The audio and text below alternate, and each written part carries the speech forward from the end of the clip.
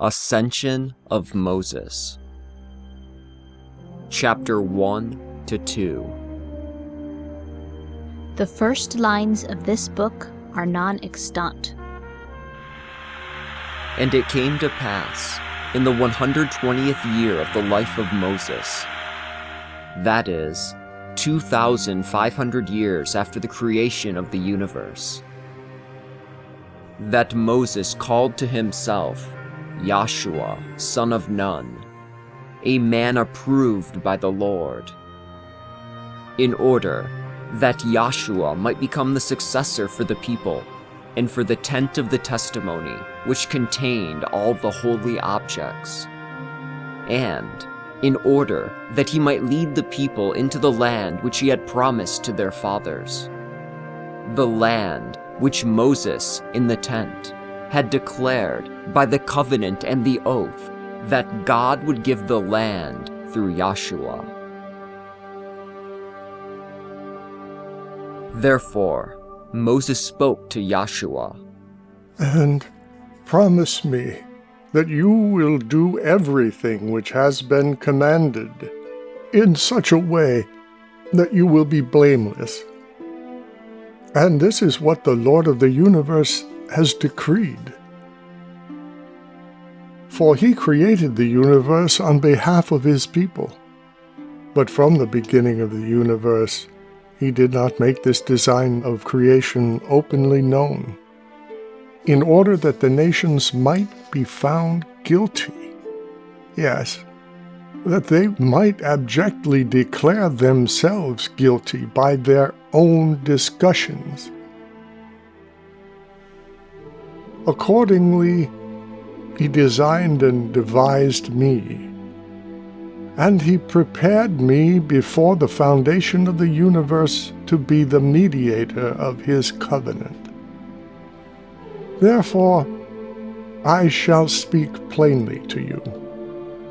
The years of my life have come to an end, and in the presence of the entire community, I am going to sleep with my fathers.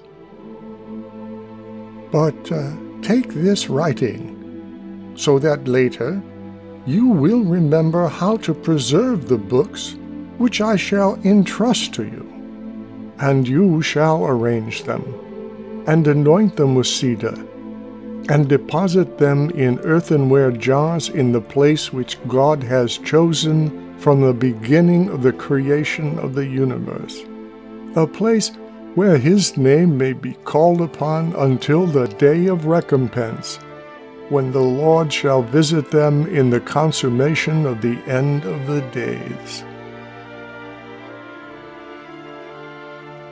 Under your leadership, the people will enter into the land which God determined and promised to give to their fathers. In that land, you shall bless them, and give to each of them their individual portions. And you shall firmly establish a kingdom for them, and with discernment and righteousness you shall release local magistrates in accordance with the will of the Lord. And it shall come to pass that 5 years after they have entered their land, they shall be ruled by leaders and princes for 18 years. And during a period of 19 years, the 10 tribes will separate themselves. And the 12 tribes will move the tent of his testimony to the place where the God of the heavens will build a place for his sanctuary. And the 2 holy tribes will be settled there. But the 10 tribes will establish for themselves their own kingdom, with its own ordinances. And the 2 tribes will offer sacrifices in the chosen place for 20 years. And 7 will strongly build the walls, and I will protect 9. But 4 will violate the covenant of the Lord and defiled the oath which the Lord made with them. And they will offer their sons to foreign gods, and they will set up idols in the sanctuary in order to worship them. And in the house of the Lord they will perpetrate idolatry, and carve images of all sorts of beasts, many abominations.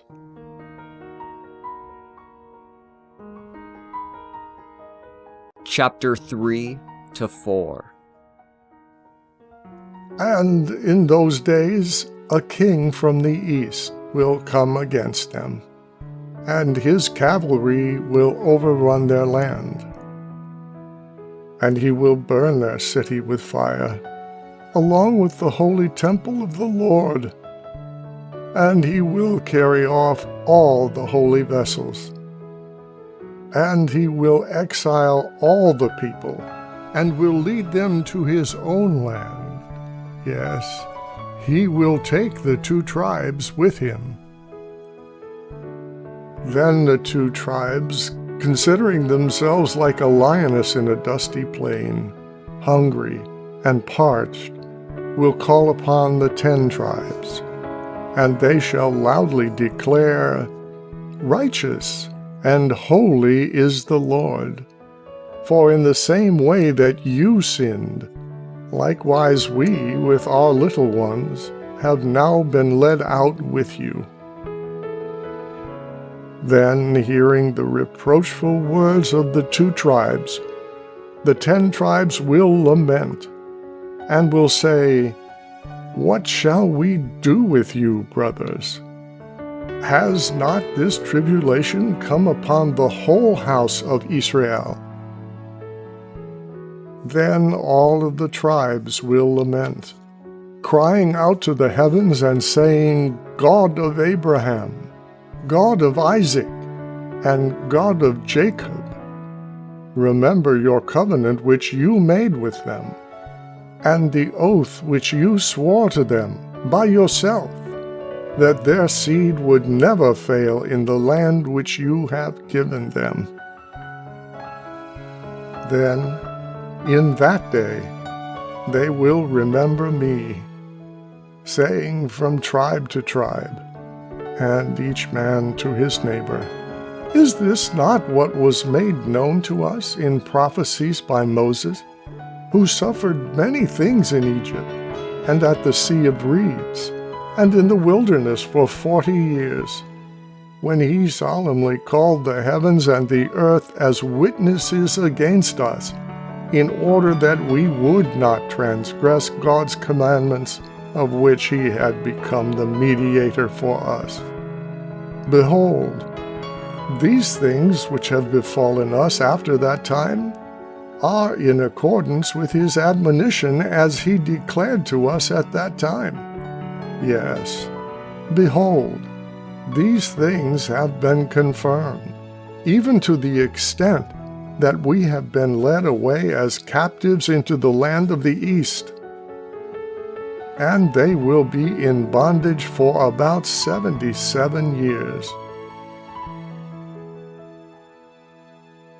Then one who is over them will come upon the scene, and he will stretch forth his hands and bow his knees and pray for them, saying, "Lord of all, King on the lofty throne, who rules the age, and who has willed that this people should be a chosen people for you. Yes, who has willed to be called their God, according to the covenant which you made with their fathers. And yet, they, along with their women and children, have gone as captives into a foreign land, and are surrounded by the gates of strangers, and there is great majesty in that place. Have regard and compassion for them, O Lord of the heavens." Then God will remember them, due to the covenant which he made with their fathers, and he will openly show his compassion. And in those times he will inspire a king to have pity on them, and send them off to their own land and country. Then some portions of the tribes will arise, and they will come to their appointed place, and they will strongly build its walls. And the 2 tribes will remain steadfast in their former faith, sorrowful and sighing, because they will not be able to offer sacrifices to the Lord of their fathers. And the 10 tribes will grow, and spread out among the nations during the time of their captivity.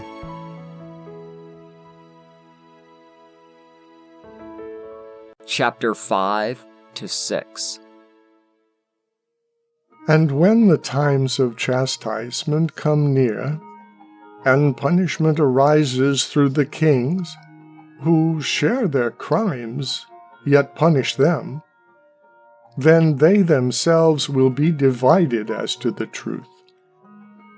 Consequently, the word has come to pass.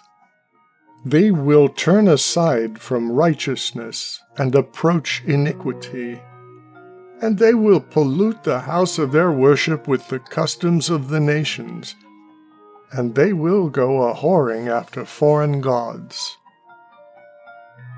For they will not follow the truth of God, but some of them will pollute the high altar with the very offerings which they place before the Lord. They are not priests, but slaves, yes, sons of slaves. For in those times, those who are the leaders, their teachers, will become admirers of avaricious persons and accept gifts, and they will pervert righteousness by accepting bribes. Therefore their city and the full extent of their dwelling places will be filled with crimes and iniquities. They will have judges in their midst, who will act with impiety toward the Lord, and will judge as each one pleases.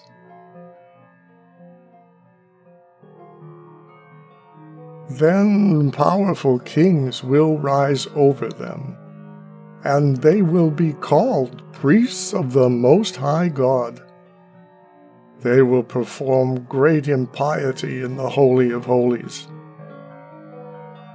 And an insolent king, who will not be of a priestly family, will succeed them. He will be a man rash and perverse, and he will judge them as they deserve. And he will shatter their leaders with the sword, and shall do this to each one in secret places, so that no one will know where their bodies are. He will kill both the old and the young, and shall show mercy to no one. Then the fear of him will be bitter to them in their land.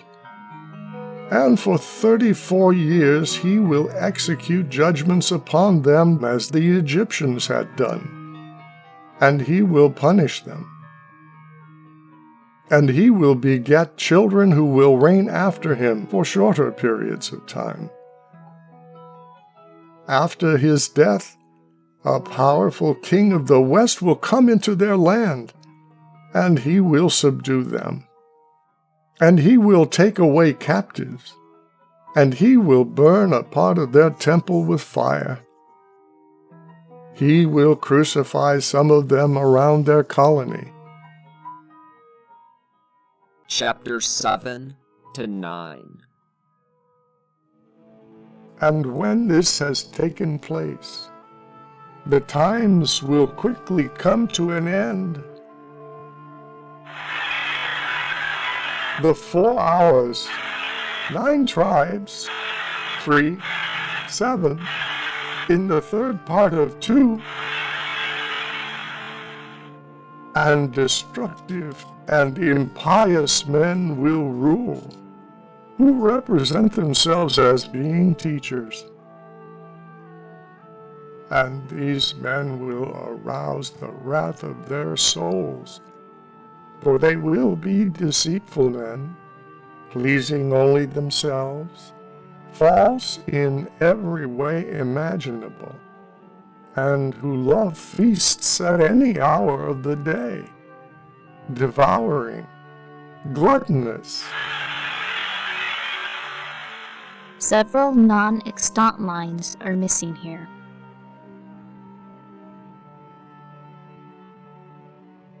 But in reality, they consume the goods of the poor, saying that their acts are grounded on compassion, while in fact they are simply exterminators, deceitfully seeking to conceal themselves so that they will not be recognized as completely impious on account of the lawlessness and iniquity which they commit from sunrise to sunset, saying, "We shall have feasts and luxury, eating and drinking, and we suppose that we are princes." And though their hands and their minds will touch impure things, yet their mouths will speak enormous things, and they will even say, "Do not touch me, lest you pollute me in the position I occupy."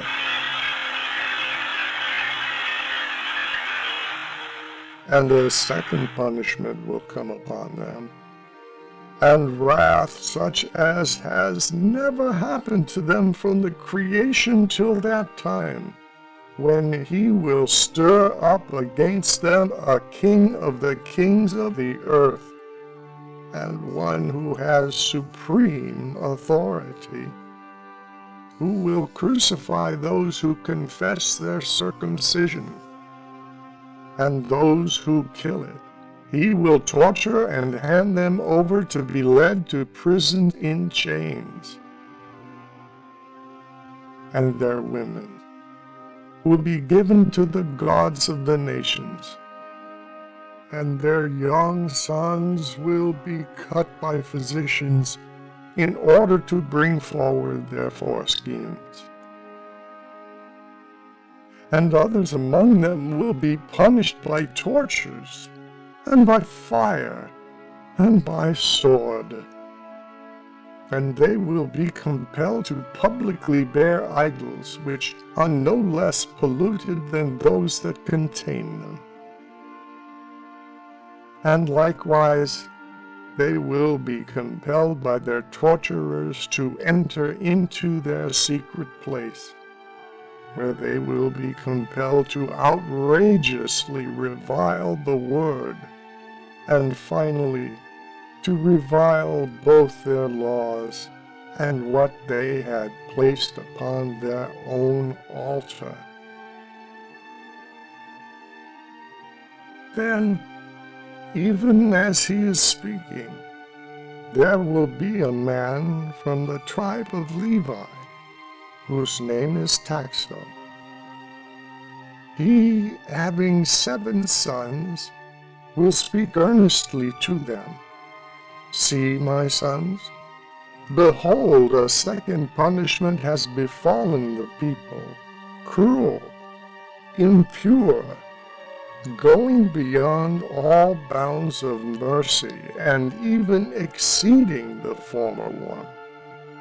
For which nation, or which province, or which people of those which have done many crimes against the Lord have suffered such evils as those which have covered us?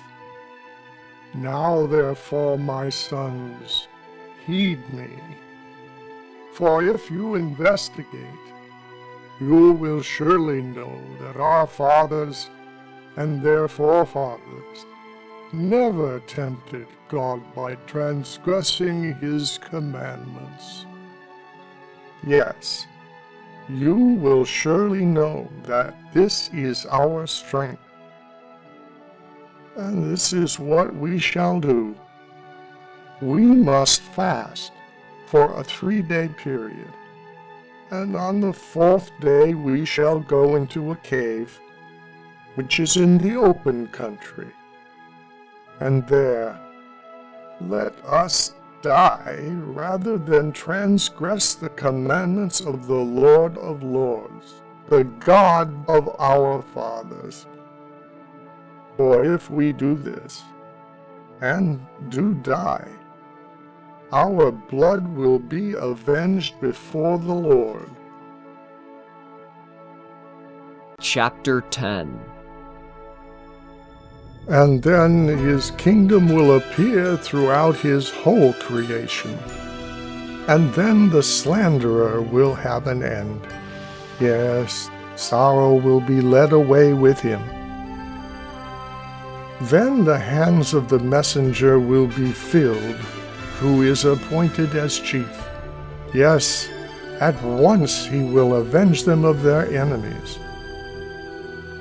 For the Heavenly One will arise from his kingly throne. Yes, he will go forth from his holy habitation with indignation and wrath on behalf of his sons. And the earth will tremble. It shall be shaken even to its ends. And the high mountains will be made low.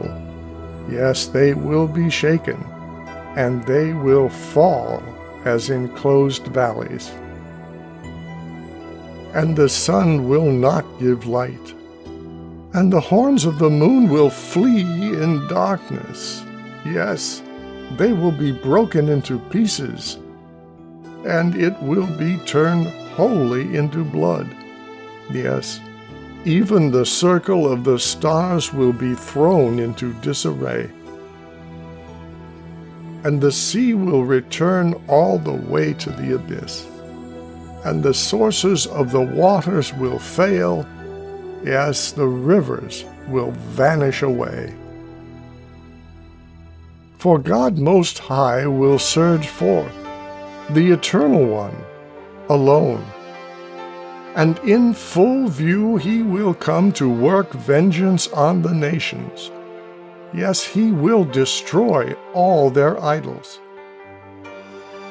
Then you will be happy, O Israel, and you will mount up above the necks and the wings of an eagle. Yes, all things will be fulfilled. And God will raise you to the heights. Yes, he will fix you firmly in the heaven of the stars, in the place of their habitations.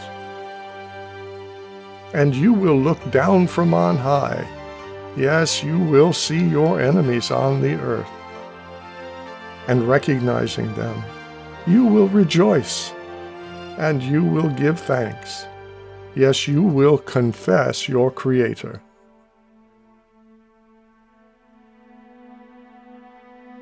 But you, Joshua son of Nun, keep these words and this book. For from my death, my ascension, until his coming there will pass 250 times. And this is the course, times which come until they are consummated. However, I shall be asleep with my fathers. Therefore you, Joshua son of Nun, be strong. God has chosen you to be my successor in the same covenant.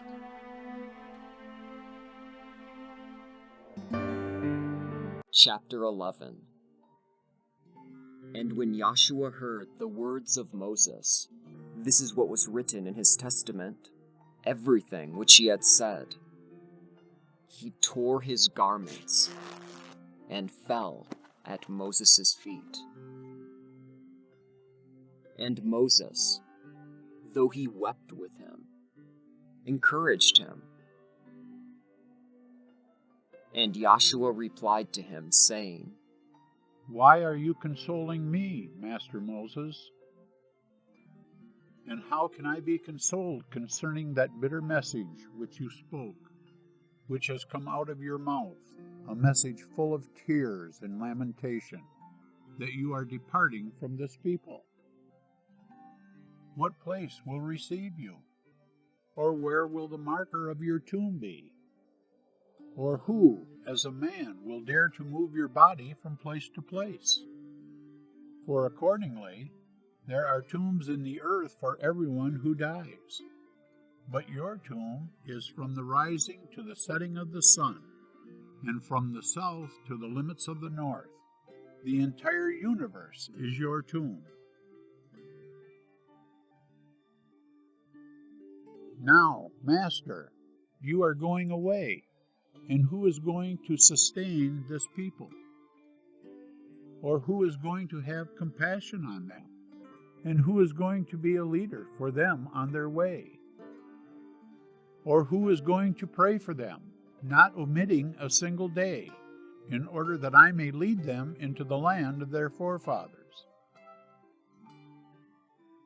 Therefore, how can I be a guardian of this people, as a father is to his only son, or as a mother is to her virgin daughter who is being prepared to be given to a husband? Or as a mother who is disquieted, guarding her daughter's body from the sun, and seeing to it that the daughter's feet are not without shoes when she runs upon the ground? And how can I supply them with food, since they desire and drink as much as they please? For there were 600,000 of them, for they have, by your prayers, increased so much, Master Moses. And what wisdom and intelligence do I have, either to judge or give an opinion in the house of the Lord?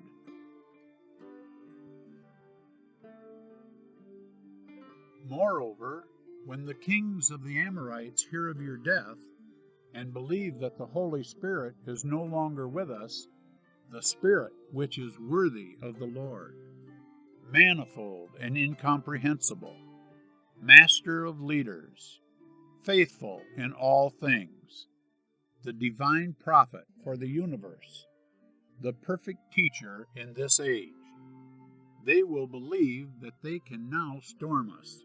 They will say, "Let us go up against them."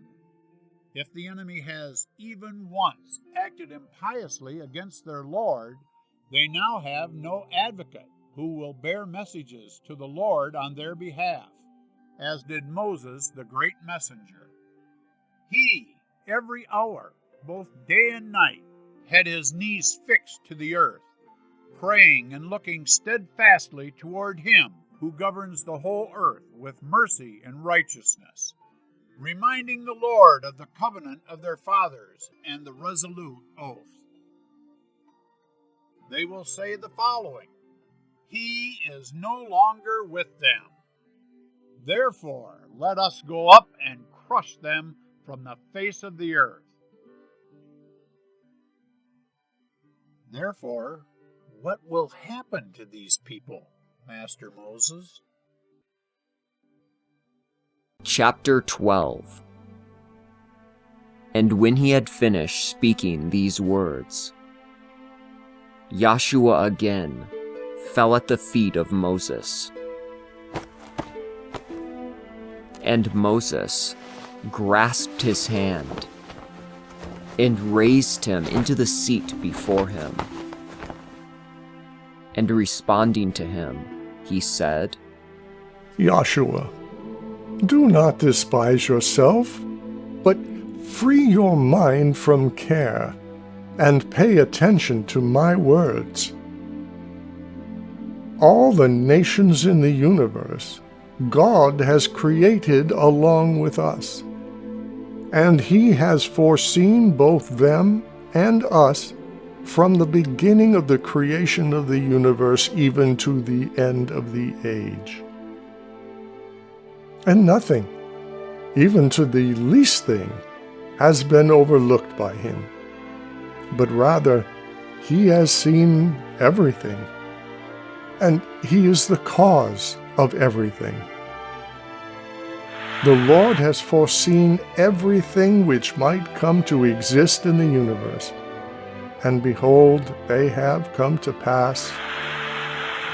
The Lord has established me for them, and appointed me to pray for their sins, and to make intercession on their behalf. Yet this is not on account of either my strength or weakness, but simply that his mercies and long-suffering have descended upon me. For I say to you, Joshua, it is not on account of the piety of this people that you shall drive out the nations. However, everything of the heavens, the firmaments of the world, have been created and approved by God, and are under the ring of his right hand. Therefore, those who truly fulfill his commandments will flourish and will prosper.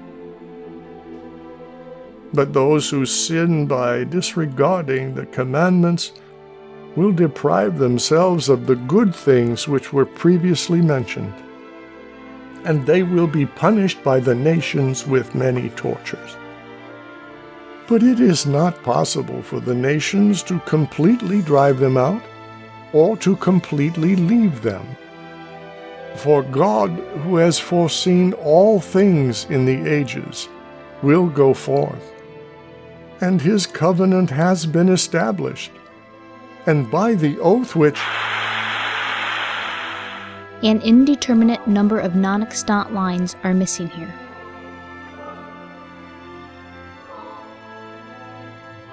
Conclusion. The remainder of this book is non-extant, but a possible summary has been composed using the surviving fragments, most of which derive from the quotations of various early writers who had this book still in their possession. And Moses said to Joshua, son of Nun, let us go up into the mountain. And when they had gone up, Moses saw the land of promise, and he said to him, go down to the people and tell them that Moses is dead.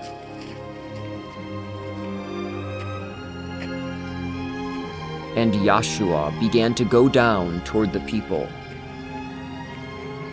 But Moses came to the end of his life.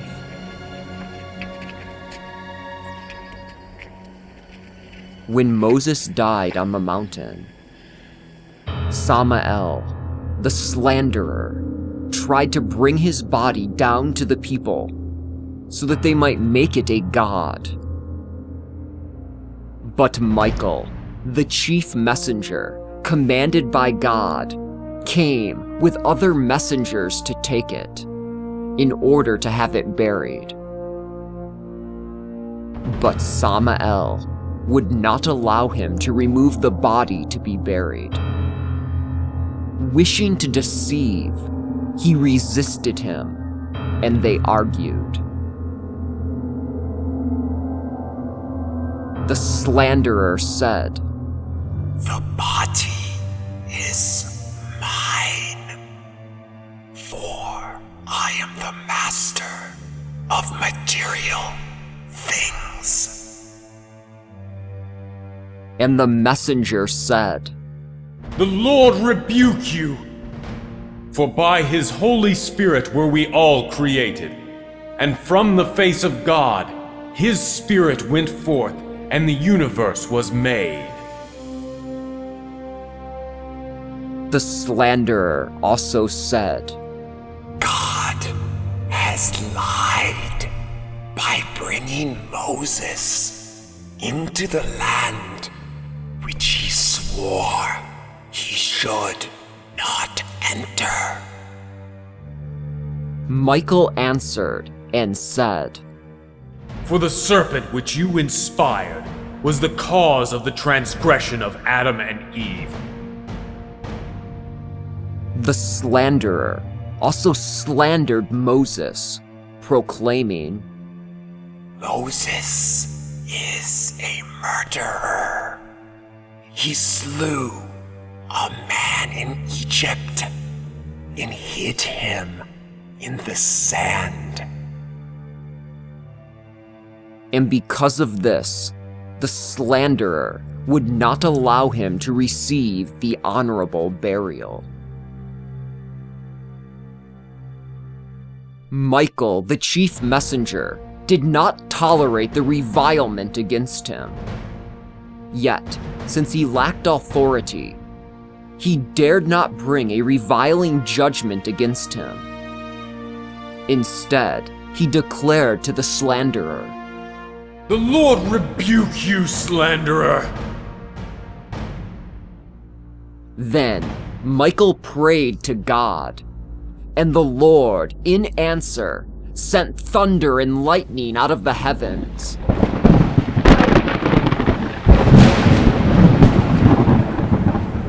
And so the slanderer, being defeated, suddenly took flight and disappeared.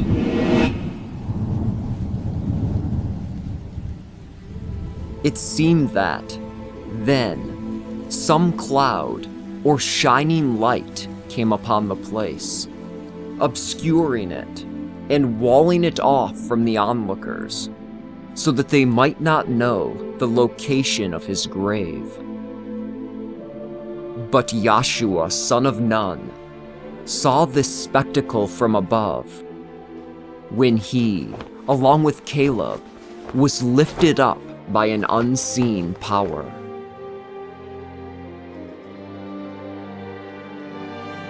Two Moseses became visible. Indeed, one was alive in the unseen power, but the other was dead in the body. Indeed, the one went along with the messengers as their companion, where a new name was given to him in the heavens, Melchi. But the other, by the command of God, was removed by the chief messenger Michael and committed to the earth, being honored with a burial in the ravines on the mountains, where Michael buried him with his own hands.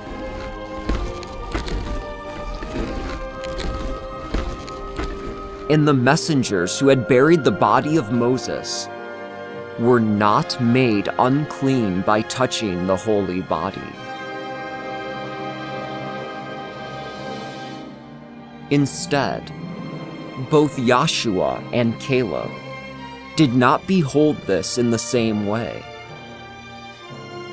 Instead, indeed, one descended with greater speed, as if the weight he carried was greater, while the other, on descending after him, subsequently told of the glory which he had seen, since, being purer than the other, he was able to perceive more.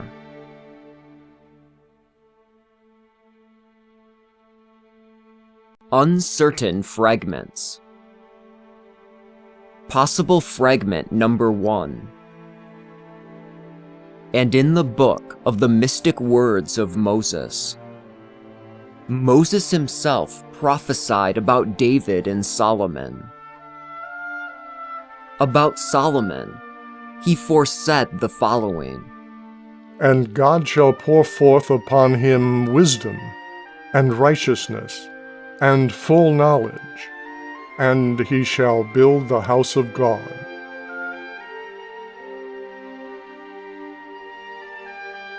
Possible fragment number 2. This is also how Moses names the virtue of the messenger Michael, by a messenger near to himself and of lowest grade. The like also we find in the holy prophets. But to Moses a messenger appeared near and at hand. Moses heard him and spoke to him manifestly, face to face.